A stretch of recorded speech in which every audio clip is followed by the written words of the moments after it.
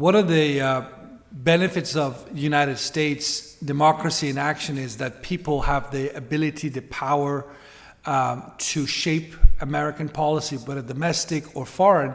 And in the case of Iran, what I've noticed in recent years is that more and more members of the Iranian American community are actually showing a desire and ability to take part in that process for a couple of reasons. One reason is that the community is maturing. The Iranian American community is now about over half a century old. They are relatively wealthy, mostly highly educated. They live in pretty big cities where they get involved in all sorts of activism. And speaking of activism, what you've seen in the last few years with the rising discontent and the protest movement in Iran, members of those Iranians that you see protesting in the streets of Tehran and Isfahan and Tabriz, they have family members that live in places like the United States who care about what's going on to their families back in Iran. And they're not taking the fight. They're going to the streets.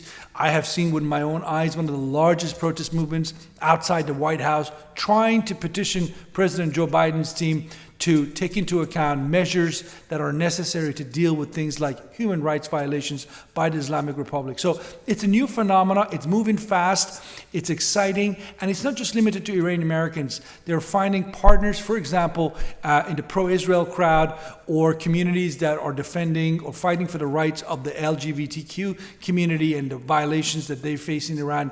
They're teaming up with different activists in places like Washington, D.C. and larger American towns to shape policy. And I think it's already showing result. Congress is listening to these voices. And as I said, I think it's just the beginning. This is going to be a bigger phenomenon going forward. And if I was sitting in Tehran, I think the Islamic Republic will have to deal more and more with this sort of grassroots level opposition found in the Iranian American community, but in fact one that is now starting to shape American policies.